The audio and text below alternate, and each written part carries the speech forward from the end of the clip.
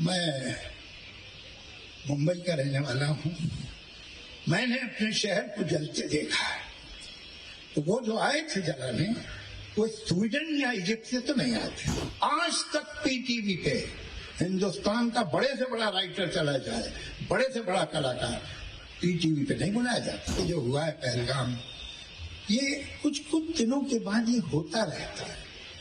और ये मेरा बड़ा दुख है कि मुंबई से आपको क्या दुश्मनी है, मुंबई कर से क्या दुश्मनी है आपको, हमने आपका क्या बिगाड़ा। पाकिस्तान का प्रोपेगेंडा, पाकिस्तान का एस्टेब्लिशमेंट, पाकिस्तान का मुल्ला, पाकिस्तान की फौज क्या कहते हैं कश्मीर के बारे में, कि ये जो सारे कश्मीरी हैं दिल से पाकिस्तानी हैं। ये तो साहब हिंदुस्तान ने उन पर कब्जा किया हुआ है। झूठ। इनका एक पाप था कि जिंदगी में थोड़ा सा चैन खुशियों की घड़ियां ढूंढ रहे थे। ऐसा नहीं करना चाहिए था शायद। और यही ढूंढते हुए वो पहलगाम गए, और पहलगाम में उन्हें बेरहमी से शूट कर दिया गया। ये बात हमें भूलनी नहीं चाहिए। ये मामूली बात नहीं कि मुंबई पे अरे जो नजर है दुश्मनों की, हमारा बुरा चाहने वालों की। मैं गया था, लाहौर में एक लिटरेरी फेस्टिवल था, और वहां पर एक 3,000 आदमी हॉल में थे। ये आपको मिल जाएगा, वीडियो है उस पर यूट्यूब पे। तो सवाल कर रहे थे, मैं जवाब दे रहा था। अच्छे ही सवाल कर रहे थे, प्यारे, अच्छी मोहब्बत की बात कर रहे थे। लेकिन आप जब बादाम खाते हैं तो एक कड़वा बादाम जरूर आ जाता है मुंह में। तो एक मैडम खड़ी हुई और उन्होंने मुझसे कहा कि देखिए, आप लोग इंडियन पता नहीं हमारे बारे में क्या समझते हैं। आप आए हैं, ये आपका दूसरा दिन है, हमने आप पे बम फेंक दिया, गोली मार दी आपको।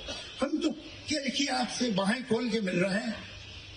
हम तो हमेशा मिलते हैं, आप लोग को पता नहीं क्या प्रॉब्लम है, आप हमें क्या समझते हैं कि हम टेररिस्ट हैं, हम ये हैं। तो मैंने कहा मैडम, वो है जरूर देखिएगा, ऐसे यूट्यूब पे है। ये इस बात का जवाब मैं तकल्लुफ से नहीं दूंगा, मैं खुल के बात करूंगा। मैं मुंबई का रहने वाला हूँ। मैंने अपने शहर को जलते देखा है। तो वो जो आए थे जलाने, वो स्वीडन या इजिप्ट से तो नहीं आए थे। और वो आज भी खुले आम आपके शहर में घूम रहे। आप बड़ी खुली बाहें मिलते हैं। आपके यहाँ से नुसरत फतेह अली आया, हमने सराखों पे बिठाया। आपके यहाँ से मेहदी आया, हमने सराखों बिठाया। आपके यहाँ से फैज अहमद फैज आए। अटल बिहारी वाजपेयी साहब की सरकार थी। ऐसा लगता था कि किसी स्टेट का हेड आया है। आगे लाल बत्ती की गाड़ी चल रही है, राजभवन में ठहरते। हर जगह उनका जो रिसेप्शन था। आज तक पीटीवी पे हिंदुस्तान का बड़े से बड़ा राइटर चला जाए, बड़े से बड़ा कलाकार पीटीवी पे नहीं बुलाया जाता। हिंदुस्तान की सबसे जो पॉपुलर पर्सनालिटी थी पाकिस्तान में 60 में, 50 में, 70, अनडाउटेडली लता मंगेशकर थी। आपने तो उसका कोई फंक्शन नहीं किया, और आप कह रहे हैं कि आप खुली बाहों से मिलते हैं। अजीब बात। खैर, अच्छा हुआ मैं अगले दिन वापस आ गया, इसलिए कि थोड़ी देर तो स्टन हो गए थे लोग। जब तक रिएक्शन आया वहां, तब तक मैं वापस इंडिया में था। तो ये बातें देखते हैं। अब देखिए जो हुआ है पहलगाम, ये कुछ दिनों के बाद ये होता रहता है।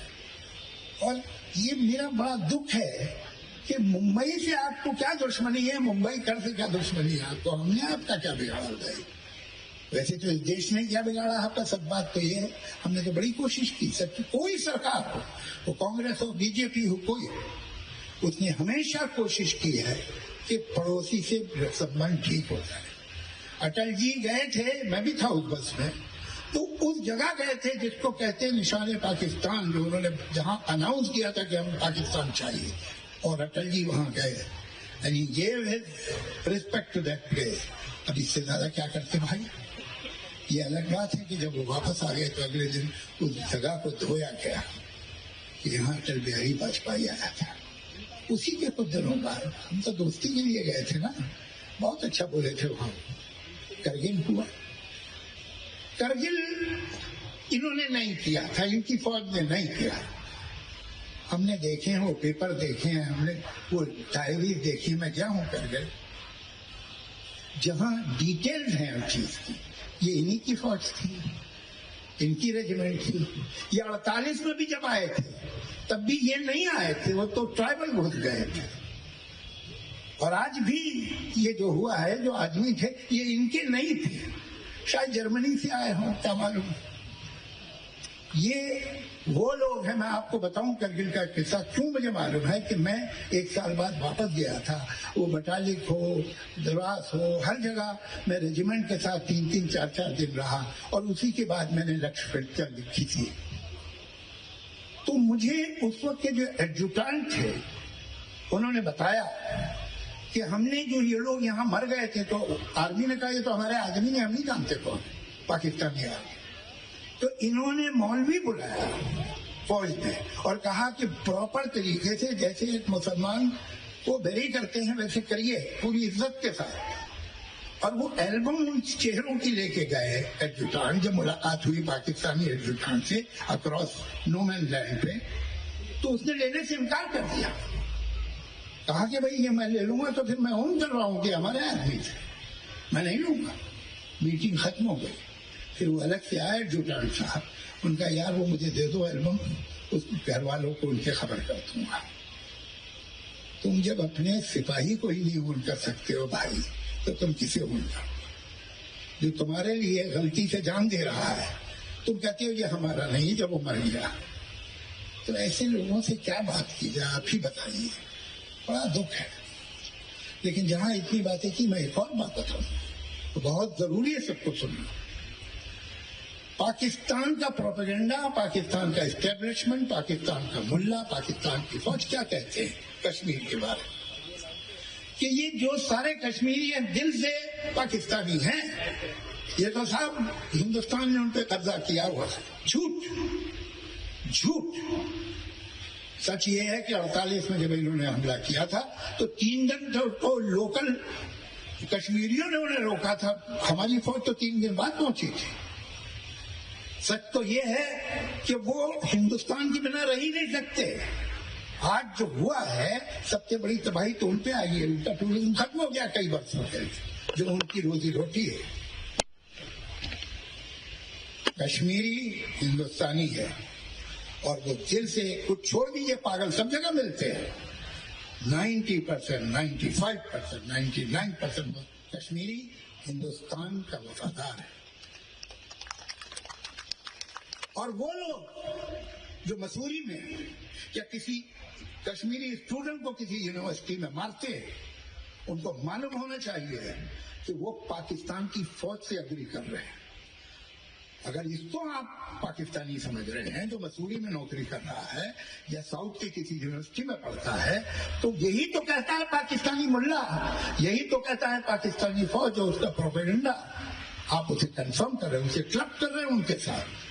ये गलती नहीं होनी चाहिए। जितने कश्मीरी हिंदुस्तान के किसी भी हिस्से में, हमारे यहाँ भी, उनको पूरा प्रोटेक्शन दीजिए। उनसे कहिए तुम हमारे भाई हो, कोई तुम्हारा बाल दिखा नहीं करेगा। तुम कश्मीरी हो, तुम हिंदुस्तानी हो। हम उनको पाकिस्तानी क्यों समझे भाई? यही तो वो कहते हैं, तो हम उन्हें कंफर्म करें। इससे बड़ी गलती कोई होगी? इरादा नहीं है। मैं रिक्वेस्ट करता हूं सरकार से, दिल्ली की सरकार, कि ये बहुत बार हो गया है, एक बार नहीं हुआ। ये आप देखिए इतिहास तो पिछले 75 बरस में हर 2-3 साल बाद ऐसा एक हंगामा होता है। अब आप स्टेप लीजिए, ये सरहद पे कुछ फुलझड़ियां छोड़ने से काम नहीं चलेगा। अब कोई सॉलिड स्टेप लीजिए। आप ऐसा कर दीजिए कि वो जो पागल वहां का आर्मी चीफ है, उसकी स्पीच सुनिएगा, वो एक समझदार आदमी नहीं दे सकता। ये किस तरह का आदमी है? वो कहता है सही बात है, हिंदू अलग होते हैं, वो अलग कौम है, मुसलमान अलग कौम है। अरे इसको ये भी नहीं ख्याल कि उसके मुल्क में भी कुछ हिंदू रहते हैं, तो उनकी कोई इज्जत नहीं करता। उनकी भावना की, उनके इमोशन की, उनकी फीलिंग्स की, उनके स्टेटस की कोई इज्जत नहीं तुझे। किस तरह का आदमी है भाई तू? तो पागल लगता है।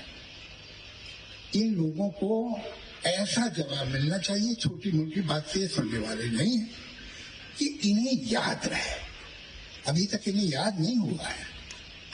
तो ये क्या होगा, ये तो अजीत पवार साहब बता सकेंगे, प्रफुल्ल भाई बता सकेंगे, भुजबल साहब बता, मैं तो जानता नहीं इतना राजनीति को, लेकिन मैं इतना जानता हूं कि अब वक्त आ गया है कि एक आर और पार की बात हो जाए।